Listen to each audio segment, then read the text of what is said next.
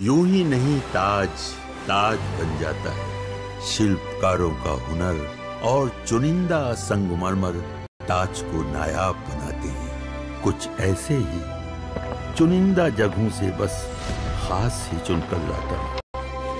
कतरे कतरे को मैं हीरे सा परखता हूँ। यूं ही नहीं मैं रजनीगंधा बन जाता हूँ। भारत ने ऑपरेशन सिंदूर में पाकिस्तान के अंदर 9 बड़े आतंकी ठिकाने तबाह किए थे, जिसमें लश्कर-ए-तैयबा का मुरीद के हेडक्वार्टर और जैश-ए-मोहम्मद का बहावलपुर का हेडक्वार्टर ब्रह्मोस मिसाइलों की वजह से खंडर बन गया था। इसके बाद से ही पाकिस्तान के पालतू आतंकवादियों का रोना पीटना मचा हुआ था। आए दिन पाकिस्तान में आतंकवादियों की शोक सभाएं चल रही थी, लेकिन अब लग रहा है कि पाकिस्तान के आतंकी अड्डों पर ऑपरेशन सिंदूर पार्ट 2 करने का वक्त आ चुका है, क्योंकि अब पाकिस्तान के असीम मुनीर ने हाफिज सईद और मसूद अजहर जैसे आतंकी आकाओं के साथ मिलकर आतंक के स्ट्रक्चर को खड़ा करना शुरू कर दिया। पाकिस्तान के मुरीद में लश्कर-ए-तैयबा का हेडक्वार्टर दोबारा बनना शुरू हो गया है, कहा जा रहा है। पाकिस्तान के बहावलपुर में जैश-ए-मोहम्मद के हेडक्वार्टर में भी तेजी से काम चल रहा है। उधर जैश और लश्कर के आतंकी कमांडर पूरे पाकिस्तान में घूम घूम कर आतंकियों की भर्ती की रैली कर रहे हैं। और यह कोई चोरी छिपे नहीं हो रहा बॉस, असीम मुनीर की शय पर खुला खेल चल रहा है पाकिस्तान में।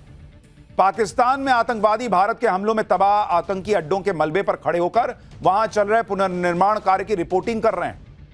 कैसे मसूद अजहर और हाफिज सईद के नाम पर आतंकी अड्डों को बनाने के लिए चंदा इकट्ठा किया जा रहा है। कैसे आतंकवादी भर्ती रैलियों में पाकिस्तान के युवाओं का ब्रेन वॉश हो रहा है। क्या सब कुछ इस तरफ इशारा कर रहा है कि ऑपरेशन सिंदूर पार्ट 2 जल्द लॉन्च करना ही होगा। ऑपरेशन सिंदूर में भारत ने पाकिस्तान में मौजूद आतंकी अड्डों को फोड़कर पाकिस्तान को जो सदमा दिया था, उसे आज तक आतंकवादी भूल नहीं पा रहे। आज भी आतंकवादियों की जमातों में इसका मातम चल रहा है। आतंकवादियों के लीडर खुलेआम कबूल कर रहे हैं कि भारत में उनके अड्डों को मलबे में बदल दिया। पाकिस्तान के पंजाब में मौजूद मुरीदके में लश्कर-ए-तैयबा का कुख्यात मरकज़-ए-तैयबा कैंप भी भारतीय सेना ने तबाह किया था। और अब उसी मुरीदके कैंप के खंडरों के सामने खड़े होकर लश्कर का कमांडर कासिम कबूल कर रहा है कि वहां से आतंकियों का ट्रेनिंग कैंप ऑपरेट हो रहा था। आतंकी कमांडर धमकी दे रहा है कि अब यहां इससे भी बड़ा आतंकी कैंप बनेगा। आप बाईं तरफ जो तस्वीर देख रहे थे, उसी को तबाह किया गया था। अब उस तबाही के मंजर पर खड़े होकर कहा जा रहा है कि यहां और आतंकी पैदा करेंगे। यानी वो खुद कह रहा है कि यहां से बड़े बड़े मुजाहिदीन निकले हैं और अब उससे भी बड़ी मस्जिद बनाएंगे वहां पर। यानी एक और बड़ा टेरर कैंप खड़ा करने की बातें हो रही, क्योंकि वहां मस्जिद के नाम पर वही तो चल रहा था, ब्रेन वॉश करो और वहां पर मुजाहिदीन तैयार करो। मुरीदके में जिस खंडर के सामने खड़े होकर आतंकी बड़े बड़े दावे कर रहा है, यहीं पर हाफिज सईद के आतंकी संगठन लश्कर-ए-तैयबा का हेडक्वार्टर मरकज़-ए-तैयबा हुआ करता था, जिसे 7 मई की रात भारत की ब्रह्मोस मिसाइल ने उड़ा दिया था। इसके बाद अगस्त में लश्कर के इस हेडक्वार्टर को दोबारा बनाने का काम शुरू हो चुका है, जिसके लिए जेसीबी मशीन लगाकर रात के अंधेरे में लश्कर के हेडक्वार्टर की खंडर हो चुकी इमारतों को पूरी तरह गिरा दिया गया। तस्वीर देखिए कैसे जेसीबी काम कर रही है। वहां यहां दोबारा से नई बिल्डिंग का निर्माण हो सके, इसकी तैयारी चल रही है। लश्कर के हेडक्वार्टर को दोबारा बनाने के लिए पाकिस्तानी सरकार, आईएसआई और फौज की तरफ से फंडिंग हुई है। हाफिज सईद चाहता है कि फरवरी 2026 तक लश्कर का यह हेडक्वार्टर दोबारा बनकर तैयार हो जाए। लश्कर आतंकियों का चीफ ट्रेनर मौलाना अबू जर और कमांडर यूनुस शाह बुखारी इसकी निगरानी कर रहे हैं। लश्कर के हेडक्वार्टर को दोबारा से खड़ा करने में असीम मुनीर पर्सनली इंटरेस्ट भी ले रहा है। खबर तो यह भी है कि पाकिस्तान सरकार को बाढ़ राहत के लिए आईएमएफ से जो रिलीफ फंड मिला था, उसके 4 करोड़ रुपए भी धीरे से निकालकर असीम मुनीर ने मुरीदके में लश्कर हेडक्वार्टर बनाने में लगा दिए कि जाओ भाई बनाओ। बाढ़ में पब्लिक मरती है तो मर जाए, ये लोग तो है ही वैसे मरने के लिए, लेकिन तुम लश्कर का कैंप बनाओ, वहां आतंकी ट्रेन करो ताकि हम भारत में कुछ कर सकें। ऑपरेशन सिंदूर में तबाह हुए आतंकी ठिकानों को दोबारा से आबाद करना और बर्बाद हो चुके आतंकवादियों को पनाह देना पाकिस्तान की पॉलिसी है। भारत के हमलों में मारे गए आतंकियों के जनाजों में शिरकत करके और आतंकियों के जनाजों को कंधा देकर पाकिस्तानी फौज और हुक्मरानों ने खुद यह बात पूरी दुनिया को बता दी थी। पाकिस्तान के रक्षा मंत्री ख्वाजा आसिफ तो खुद कह चुके हैं भाई कि भारत के हमलों में बर्बाद हुए आतंकी अड्डों को दोबारा खड़ा करना उनका फर्ज है। लश्कर-ए-तैयबा और जैश-ए-मोहम्मद जैसे आतंकवादियों के महफूज ठिकानों को भारत ने ऑपरेशन सिंदूर में फोड़ डाला था। अब पाकिस्तान इन आतंकी अड्डों को खुलेआम फंडिंग कर रहा है और आतंकी संगठन भी चंदा इकट्ठा कर रहे हैं। आप देखिए कि ऑपरेशन सिंदूर के दौरान भारतीय सेना ने पाकिस्तान के बहावलपुर में जैश ए मोहम्मद के हेडक्वार्टर सुभान अल्लाह मस्जिद को ध्वस्त कर दिया था। अब मसूद अजहर भी जैश हेडक्वार्टर को फिर से तैयार करवा रहा है। इसके साथ ही जैश ए मोहम्मद पूरे पाकिस्तान में मस्जिदों के नाम पर 313 टेरर ट्रेनिंग कैंप भी बनवा रहा है। इसके लिए जैश ए मोहम्मद ने 391 करोड़ रुपए चंदा जुटाने का टारगेट सेट किया है, जिसका जिम्मा मसूद अजहर ने अपने भाई तलहा अल सैफ को सौंपा हुआ है कि तुम पैसा लाओ, उससे हम लोग बनाएंगे और फिर आतंकी तैयार करेंगे। आपको दिखा रहा हूं कि मस्जिदों के निर्माण के नाम पर जैश ए मोहम्मद कैसे टेरर कैंप्स के लिए चंदा खोरी में जुटा हुआ है। यह तस्वीर देखिए, यह वो चंदा रसीद है जो जैश पूरे पाकिस्तान में काट रहा है। यह चंदा रसीदें मस्जिद मरम्मत के नाम पर काटी जा रही हैं, लेकिन चंदे की रकम का इस्तेमाल जैश के अड्डे को तैयार करने में हो रहा है। लेकिन सवाल यह है कि 21,000 रुपया और 2,500 रुपया ये भिखारी पाकिस्तान में ये दे कौन रहा है? 50,000 का भी किसी ने चंदा काट दिया है कि कौन दे रहा है भाई 50,000 पाकिस्तान में, जहां आटे के लिए मार मच जाती है। चंदे के लिए जैश ए मोहम्मद अपने आका मसूद अजहर के नाम का खुलेआम इस्तेमाल कर रहा है। एक और चंदे की रसीद देखिए, इसमें बाकायदा मसूद अजहर का नाम लिखा हुआ है। उसे हजरत अमीर अल मुजाहिदीन यानी मजहबी युद्ध का नेता बताया गया है। एक तरफ पाकिस्तान में आतंकी अड्डों का रिनोवेशन और रिकंस्ट्रक्शन चल रहा है, दूसरी तरफ आतंकी संगठन खुलेआम भर्ती अभियान चला रहे हैं। जैसे ये वीडियो देखिए, पाकिस्तान के खैबर पख्तूनख्वा में जैश ए मोहम्मद ने एक बड़ी भर्ती रैली की।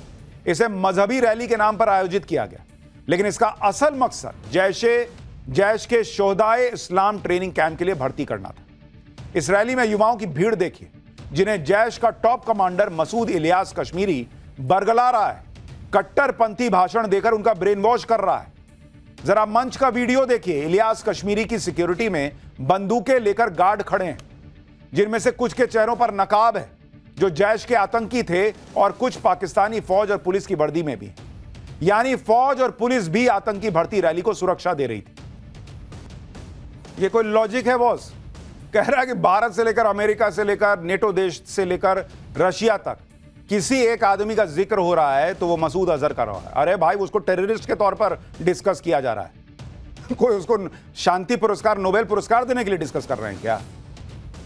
ये तो वो वाली बात हो गई कि गली में एक कोई कुत्ता है जो सबको काट रहा है, तो फलाने बंगले से लेकर फलाने बंगले तक देख रहे हैं उस कुत्ते का जिक्र चल रहा है जो गली में सबको काटता फिर रहा। अरे भाई, वो काट रहा है इसलिए जिक्र हो रहा है, उसको कोई सम्मान थोड़ी दे रहा है, कोई घर में ले जाके पालना थोड़ी चाह रहा है।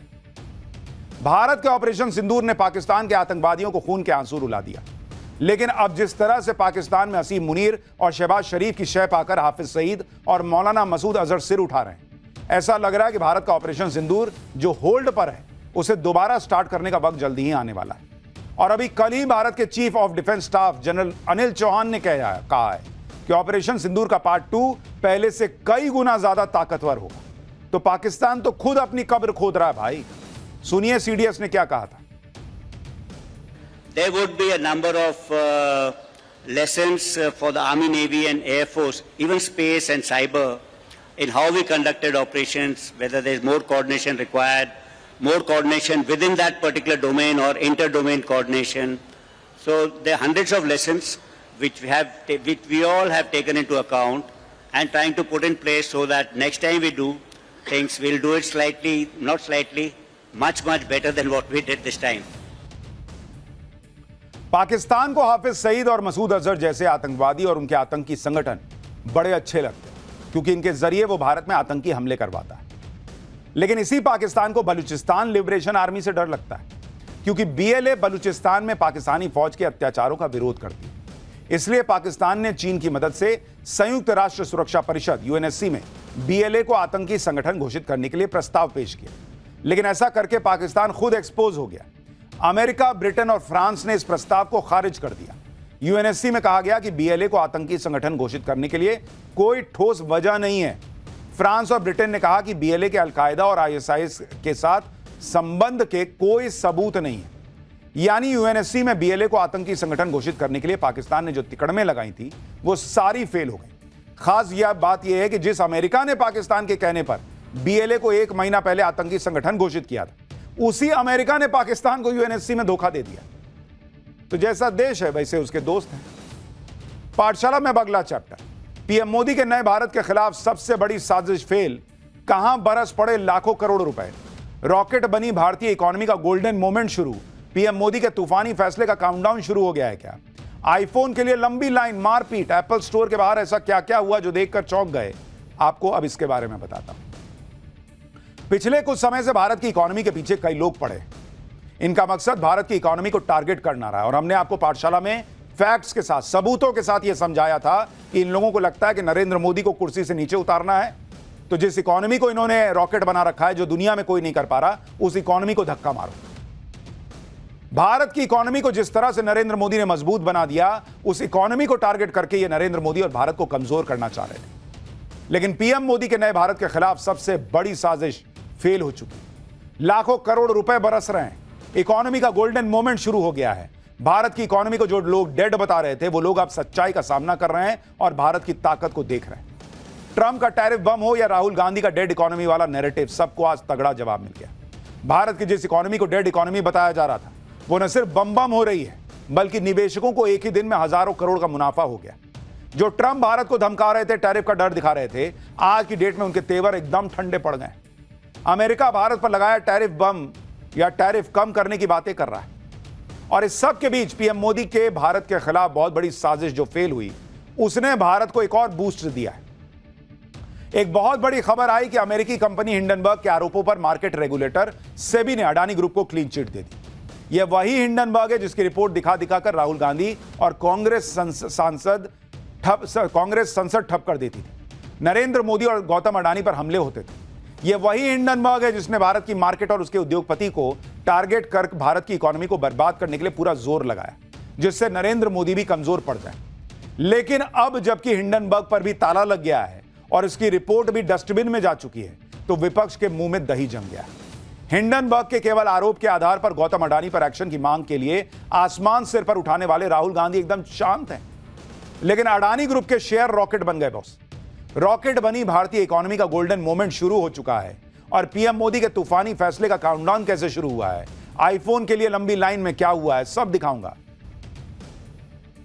सबसे पहले बात, कभी एटम बम, कभी हाइड्रोजन बम से धमाका करने के दावे करने वाले राहुल गांधी के हिंडनबर्ग बम की, जिसमें धमाका करके पीएम मोदी और गौतम अडानी को घेरने की कोशिश में राहुल गांधी और उनके साथी पिछले 2 साल से जुटे हुए थे। लेकिन पहले कल आई सेबी की रिपोर्ट ने राहुल गांधी के इस बम का फ्यूज उड़ाया और आज शेयर बाजार खुलते ही हिंडनबर्ग का बम पूरी तरह से ठस्सी साबित हो गया। शेयर बाजार खुलते ही अडानी ग्रुप की कंपनियों के शेयर रॉकेट बन गए। निवेशक अडानी ग्रुप के शेयर्स पर टूट पड़े, खरीदने के लिए मारामारी मच गई। दिन भर के कारोबार में अडानी ग्रुप की कंपनियों को एक झटके में 46,000 करोड़ से ज्यादा का फायदा हो गया। अडानी ग्रुप की कंपनियों का मार्केट कैप बढ़कर 13,80,000 करोड़ के पार पहुंच गया। सबसे ज्यादा तेजी अडानी पावर के शेयर में दिखी, जिनमें 13% से ज्यादा का उछाल रिकॉर्ड हुआ। इसी तरह अडानी टोटल गैस लिमिटेड के शेयर में 7.5% से ज्यादा की बढ़ोतरी हुई। अडानी इंटरप्राइजेज और अडानी ग्रीन के शेयर में भी 5% से ज्यादा का उछाल आया। Global brokerage firm Morgan Stanley ने अडानी पावर के शेयर में आने वाले दिनों में 30% तक उछाल आने का अनुमान जताया है। यानी जो लोग सोच रहे थे कि भारत की इकोनॉमी को टारगेट करना है तो भारत के बड़े बड़े उद्योगपतियों को टारगेट करो, उस इकोनॉमी को हिला दो, आज उनकी जमीन, उन पॉलिटिशियंस, उन हिंडनबर्ग, उस इकोसिस्टम की जमीन हिल गई है। शेयर मार्केट जो है वो बम हो रखा है।